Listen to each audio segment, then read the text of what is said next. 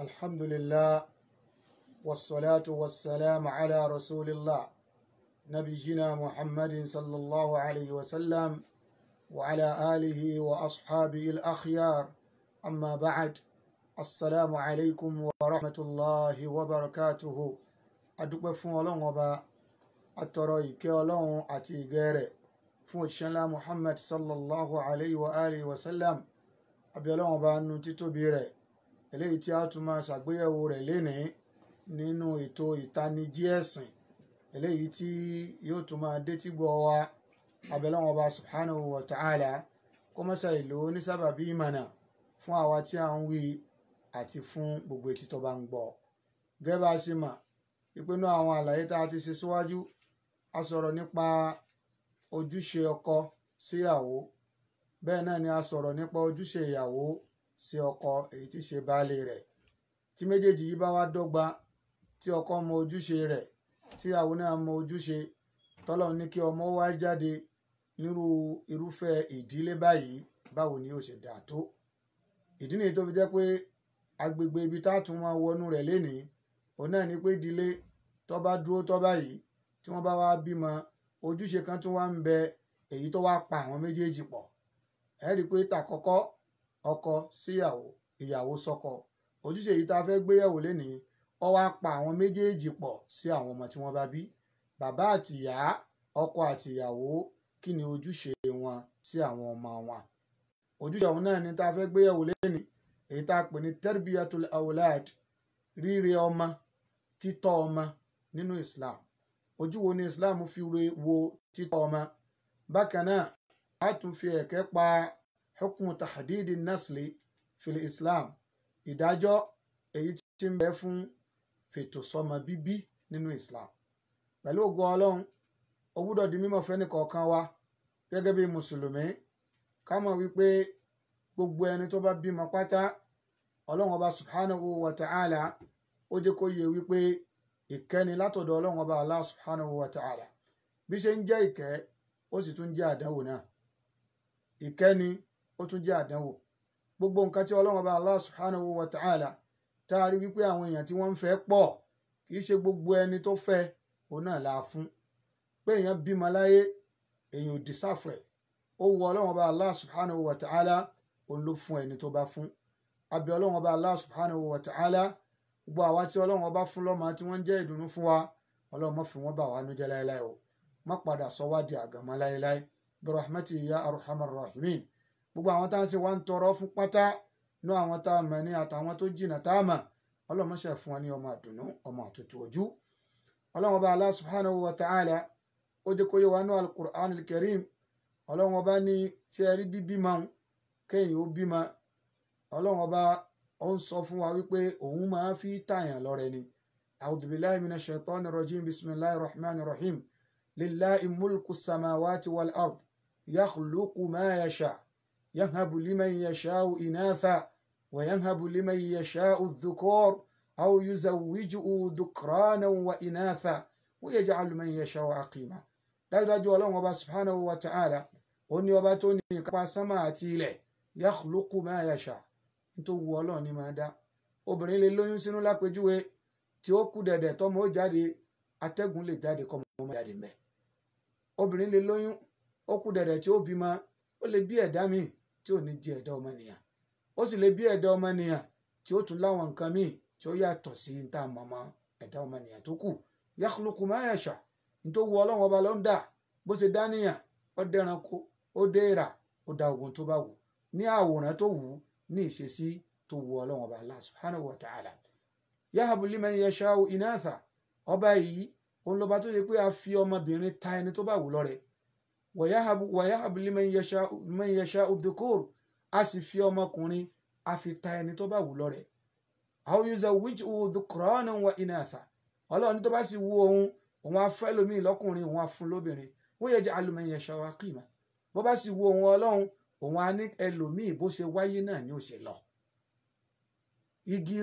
igi méjì rẹ̀ ọmọ lọ́ra ni kò ní lè so lórí kọ́lọ́run kó ṣọ́ wa mẹ́. ẹ wá jáwé ṣe sí yìí ó fún ẹnì ẹnìkan lóbìnrin ó fẹ́ lọ́rùn ó jẹ́ ẹnìkan ó fún ọkùnrin àti obìnrin papọ̀ ó jẹ́ ẹnìkan lágàn gbogbo ẹ̀ náà Ọlọ́run ní í ṣe gbogbo ẹ̀ torí pé nínú ìgbàgbọ́ Yorùbá tá a bá ti ń sọ pé fúnni lóbìnrin àní sọ pé Ọlọ́run ló ṣe àálọ́ Ọlọ́run ló ṣèyún Ọlọ́run ló fún lọ́mọ òun ló fún lọ́kùnrin òun ló fún lóbìnrin tó bá wá jágàn á ní kì í sọ Ọlọ́run ló ṣe bẹ́ẹ̀ Ọlọ́run lóun náà ló ń ṣe gbogbo ẹ̀ ẹni tó lọ́n bá fún lọ́mọ ìkẹ́ Ọlọ́run ni àdánwò náà sì ni torí pé kì í ṣe gbogbo ẹni tó béèrè ọmọ náà ló bímọ láàfin lè mọ̀ wípé ìdílé tọ́lọ̀ ń jogún ọmọ fún agbọ́dọ̀ rí gẹ́gẹ́ bí ojúṣe wa tó tóbi tọ́lọ̀ ń bí wá léèrè tó gbọdọ̀ kìyàmà ó náà ní báwo la ṣe rí ọmọ yìí sí nítorí pé ìdílé kọ̀ọ̀kan ihun tó ìdílé kọ̀ọ̀kan bá gbé jáde ó ní ọ̀sọ́ báwùjọ ṣe rí o àwọn ọmọ tí ìdílé kọ̀ọ̀kan ń bí sáwùjọ wa lénìí òun náà ló ń sọ báwùjọ wa ṣe ń rí lénìí o àwọn náà ni wọ́n ń di olórí àwọn náà ni wọ́n ń di aláṣẹ àwọn náà ni wọ́n ń di onípò gbogbo èyí náà ó ń lapa lórí báwùjọ ṣe rí ìdílé tó bá dáa tó sì gbé nǹkan tó dáa jáde pẹ̀lú tẹ́rbíà èyí tó lálàáfíà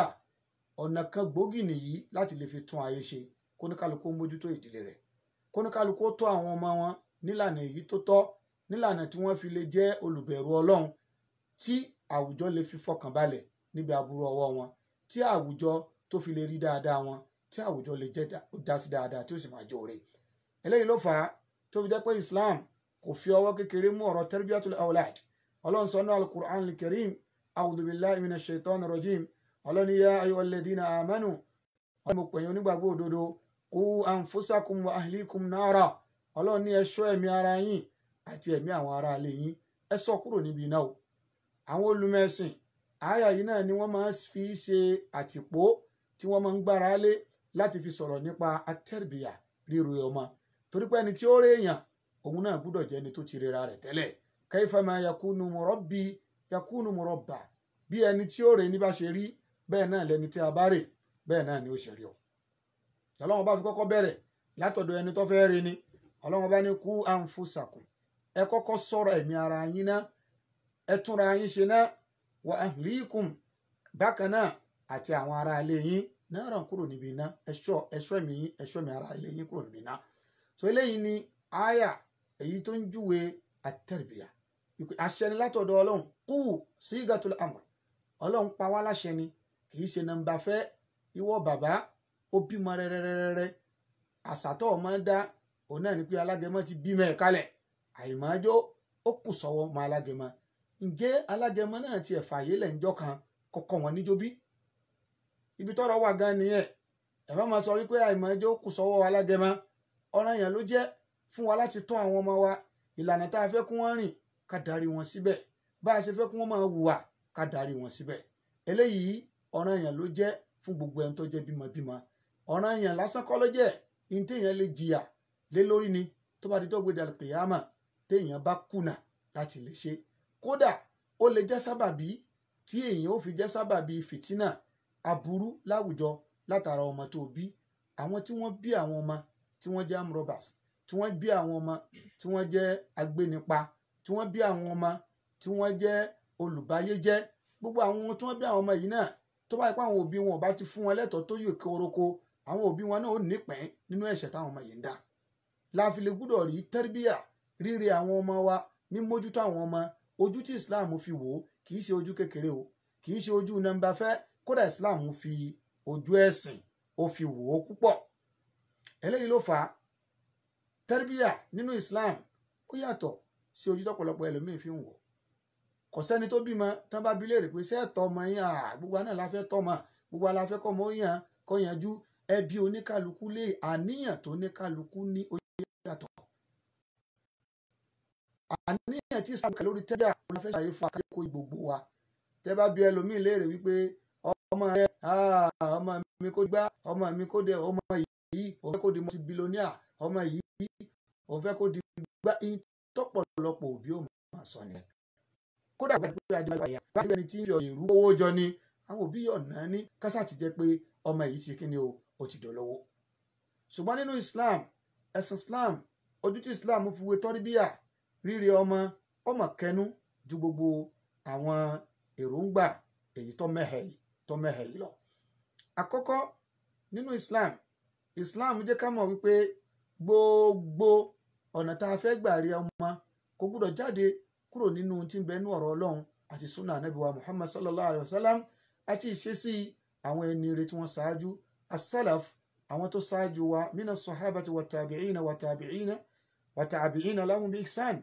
àwọn sàhábí àtàwọn tó tẹ̀lé wọn àtàwọn tó tẹ̀lé lórí dáadáa káwọ àríkọ́ṣe àwọn wọ̀nyí pé a fẹ́ káwọn ọmọ wa náà dàbí tiwọn. Ìwọ bàbá níjọ́ wo ló pe ọmọ kalẹ̀ tó sọ ìtàn ìgbésí ayé àfáwọ̀ Abubakar kọ́mọ rẹ̀ ó lè kọ́ṣe Abubakar? Níjọ́ wo ló pe ọmọ kalẹ̀ tó sọ ìtàn ìgbésí ayé àfáwọ̀ Umar bin Khattab àbí ti àfáwọ̀ Uthman ni àbí ti àfáwọ̀ Ali ni àbáwọn tó jẹ́ olùmẹ̀sìn gẹ́gẹ́ bí àfáwọ̀ Sheikh Al-Albani rahimahullah gẹ́gẹ́ bí àfáwọ̀ Sheikh Uthaymin gẹ́gẹ́ bí àfáwọ̀ Sheikh Bin Baz àti àwọn bẹ́ẹ̀ nínú àwọn tí wọ́n wá sílé ayé tí wọ́n láàmì láaka tọ́lọ́ ń sì lò wọ́n sábàbí dáadáa lórílẹ̀. Kàkà tó yẹ ká fi máa fi eléyìí síwájú àwọn ọmọ àwọn oníbọ́ọ̀lù òun láàmọ̀ ṣe kí ni o òun láàmọ̀ kan sára sí ọwọ́ ayá ọmọ wa lutí ọwọ́ á ní ìran bàbá rẹ̀ kan ò lutí rí ṣé bẹ́ẹ̀ ni tó lutí náà ló ń pàtàkì níwájú rẹ̀.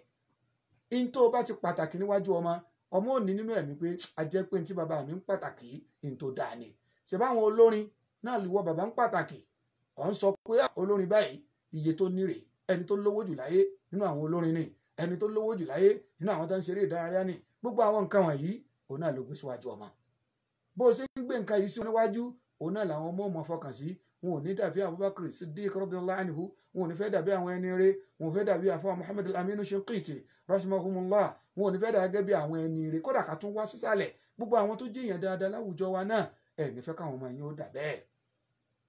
ẹnìkan tí ń bi léèrè ńjọ́ kan táwọn obìnrin bá kóra jọ bí alẹ́ ìwòsàn ní tán ní ìyá alágbájá àwọn yóò ní gbẹ́ ẹ̀sọ́ ọmọ àwọn ó dà bẹ́ẹ̀ àfẹ́ta lọ́fẹ́ kọ́mọ rẹ̀ ó di bẹ́ẹ̀ wọ́n sá máa sọ àpèjúwe gbogbo ọ̀rọ̀ ilé ayé ẹ̀ wá ní gbọ́kàn sọ pé ìyá àfẹ́ ẹni Ọlọ́run wọn ò ní béèrè yùn bá sì béèrè yùn gan ó lè ṣeé ṣe kẹ́ ẹ̀ mọ́rẹ̀ ẹnìkankan tí ó dáhùn. At-tarbiyah nínú Islam ojú tí Islam fi wo tarbiyah yàtọ̀ sójú tẹ́ ẹ fi ń wò ó. Ọ̀gọ̀rọ̀ ìdílé mùsùlùmí ni ó ti tán Islam ti tán bẹ́ẹ̀ kódà ìdílé àfáà míì ojú tí àfáà tó ṣe pé kéwù ló fi ń jẹ kéwù ló fi ń mu kéwù ló fi hàn kéwù ní gbogbo ayé fi mọ̀ ọ́ tó tún wá ń gbógun ti àwọn ọmọ rẹ pé wọn ò gbọdọ̀ kéwù. ẹ jẹ́ ká kíyèsára gbogbo tẹ́rẹ́bíà èyí tó bá ti yàtọ̀ sí ti Islam ẹ jẹ́ ká kíyèsára lérí ẹ̀ kò ní mú oore wá àbúrú ní ọmọ mú wa. Tarbiyya Islam ó ní ahadaf àkọ́kọ́ tá a bá fẹ́ rí ọmọ nínú Islam a gbọ́dọ̀ kọ́kọ́ ní láníyàn pé ìbáàdà ni yubtagha biha wajhullah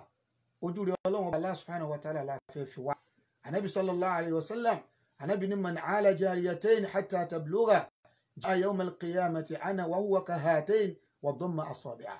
Anabi sallallahu alayhi wa sallam anabi ni gbogbo ẹnikẹ́ni tó bá rí ọmọ méjì ọmọbìnrin méjì táwọn ọmọbìnrin yìí sì dàgbà tán bàlágà sí lọ́wọ́ ànábì tó bá dijọ́ gbéjà kìyàmà irúfẹ́ òbí bẹ́ẹ̀ èmi àti ẹ̀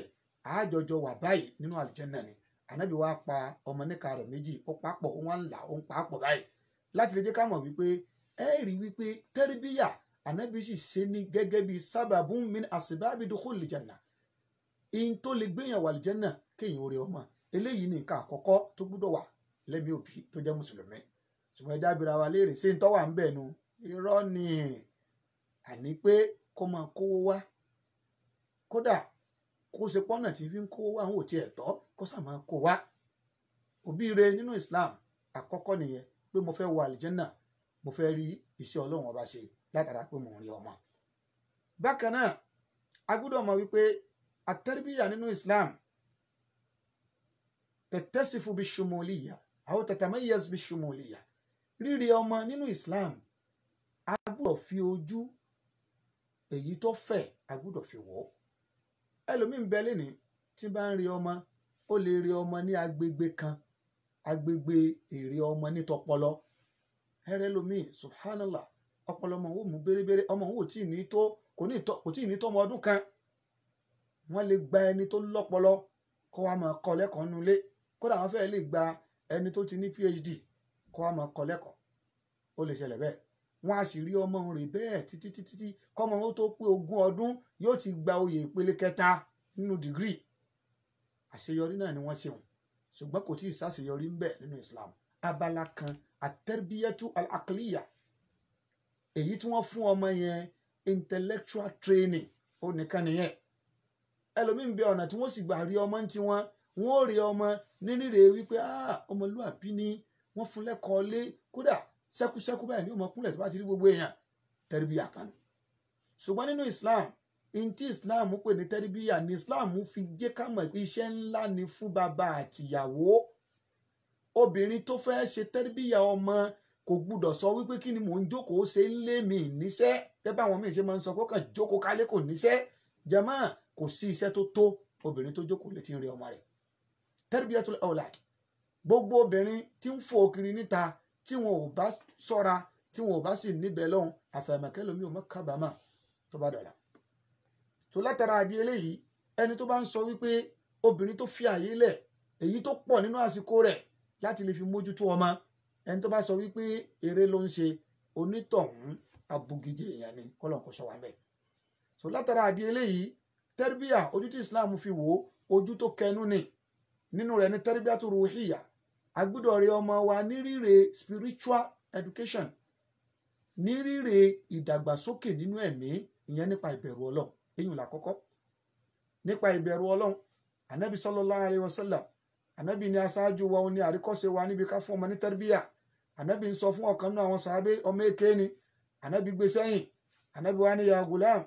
ìwọ ọ̀dọ́mọkùnrin u'allimuka kalimatin jẹ́ kí n sọ àwọn gbólóhùn kékeré kan fún ọ jẹ́ n sọ àwọn ọ̀rọ̀ kan fún ọ èyí tí ó ṣe ọ́ láǹfààní anabi ní ihfazillah yahfazuk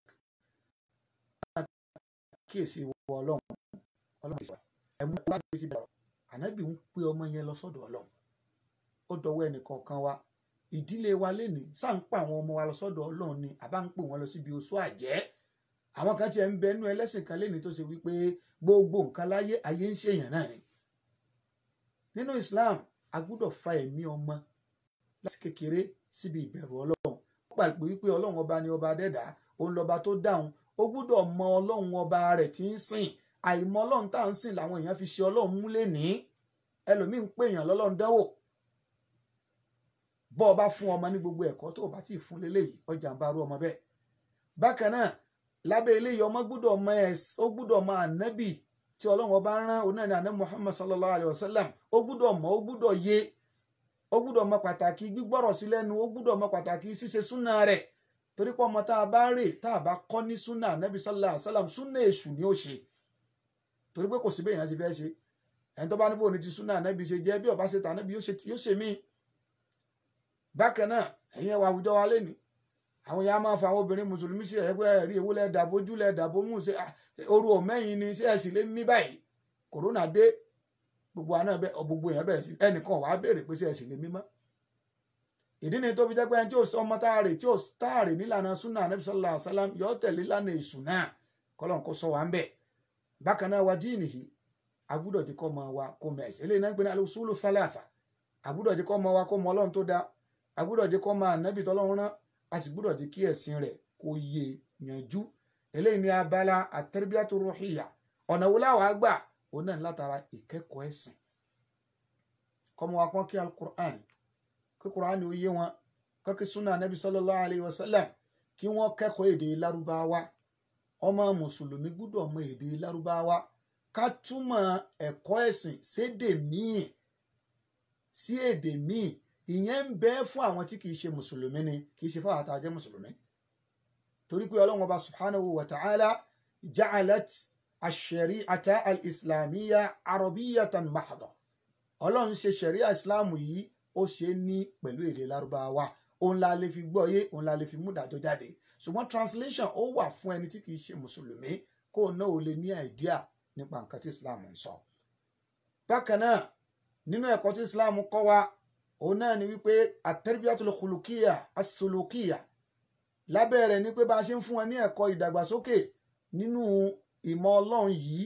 ẹ̀kọ́ ìwà dáadáa ìwà ọmọlúàbí ẹlòmíín bẹ̀ wọ́n ní ó gbàgbọ́ yé ẹ̀sìn ṣùgbọ́n kò níwọ̀ ọmọlúàbí kò gbàgbọ́ yé ẹ̀sìn náà ni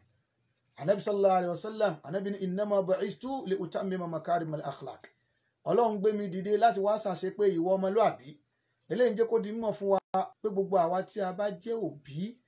nínú Islam a gbọ́dọ̀ fún àwọn ọmọ wa ní ẹ̀kọ́ ìwà ọmọlúàbí lábẹ́ rẹ̀ ní bó la ṣe jẹun ẹ̀wọ̀n nǹkan ànábì kọ́ ọ̀dọ́mọdékùnrin kan ànábì ní yá dam samillah ilé ọ̀dọ́mọkùnrin tó bá ti fẹ́ jẹun máa ṣe bismillah wakul bi yaminik ọwọ́ ọ̀tún rẹ̀ ni kò fi máa jẹun wakul mimma yalik in tó bá kángun sínú lè yẹn jẹ ìyẹn jẹun láàrin oúnjẹ jẹmọ́ ẹ wà máa ṣe mà kí bó lànàbì tún ṣe ráyè